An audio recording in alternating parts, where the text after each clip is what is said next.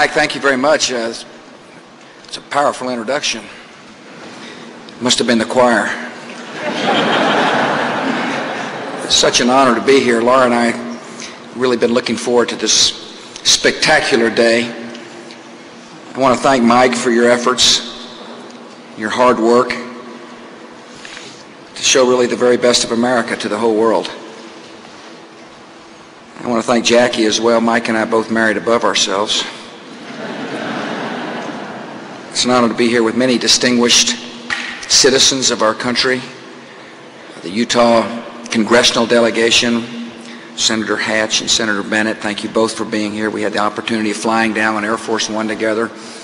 These two men love Utah a lot. I want to thank members of the congressional delegation, Congressman Matheson, Hansen, and Cannon. Thank you all for being here as well. Appreciate the mayor. I also appreciate members of my cabinet, Secretary of State Colin Powell, members of one of the finest teams the President has ever assembled have joined us. Thank you all for coming.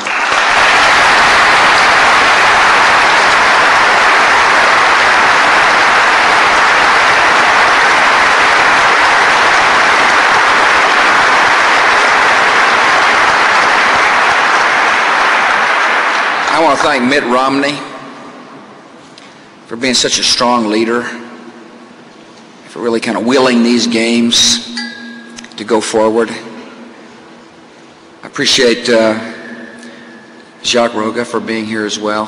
Thank you, sir. It's my honor to have welcomed you to one of the greatest offices on the face of the earth, the Oval Office. I loved our visit then. Thank you for coming. Thank you, Sandy, as well.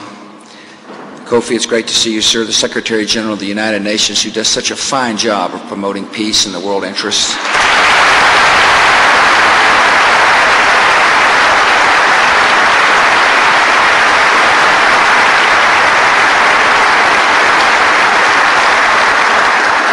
I've put together an official delegation to the Olympics. Really fine people. A few reprobates with them. But thank you all for coming. Honored that my sister has joined the delegation as well. As you know, I love my family a lot, and I love my little sister. She's my favorite one, even though she's my only one. I want to thank all the citizens who've worked so hard to put these games on. You know, as I flew into Salt Lake City, I saw such a majestic part of our country, such a beautiful part of the American landscape.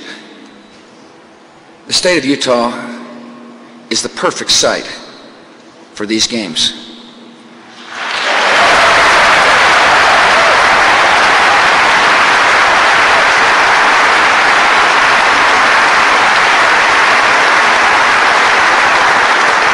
It's the perfect site because of her beauty. It's the perfect site because of her people. It's a perfect site because of the rich history of this state. From the early Native Americans who gave Utah its name, to the mountain men and later settlers who carved cities and towns into this rugged landscape. It was here in Utah that America was connected from east to west by the completion of the Transcontinental Railroad in 1869. It is here today that the world is united in Utah. It's such an honor to host the Olympics in any year, but it is even more significant in this year. Following the attacks of September the 11th, people from around the world expressed their sympathy and their strong support for our country, and for that we are grateful. They understand that America stands for a great cause, and that is freedom. We love, we cherish, and we will defend freedom at any cost.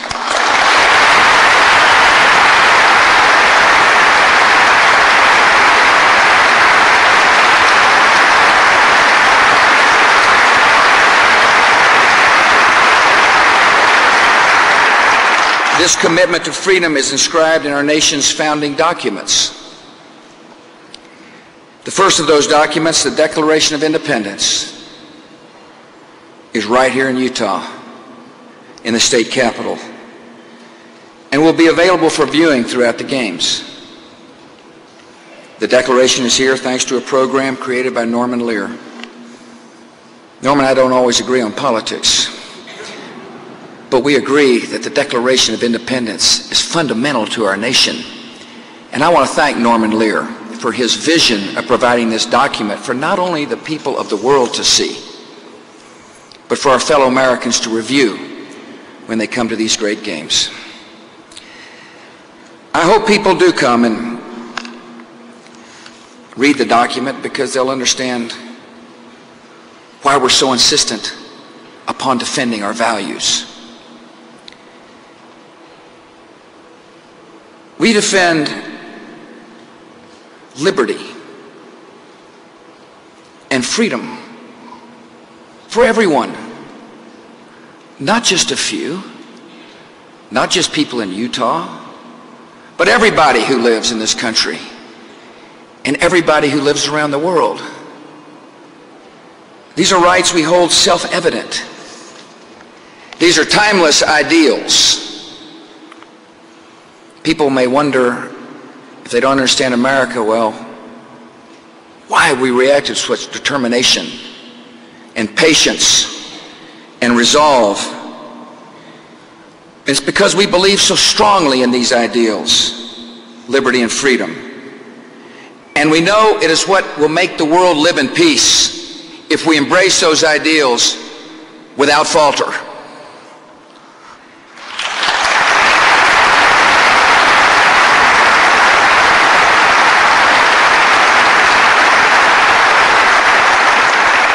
And the Olympics give the world a chance in the midst of a difficult struggle to celebrate international peace and cooperation. America's athletes will compete hard, and I know will make us proud. But at the end of every event, the competitors will join to honor the winners, no matter their nationality. And they will stand at attention to honor the flags of many nations, which will be flying in pride and flying in peace. For centuries, the Olympics have reinforced an important lesson. It's an important lesson for today. No matter how wide our political or cultural differences may be, some things are valued and enjoyed the world over. All people appreciate the discipline that produces excellence, the courage that overcomes difficult odds, and the character that creates champions. The feelings and emotions that drive the Olympics are not expressed in any one language. They're expressed in tears and smiles of joy and of pride.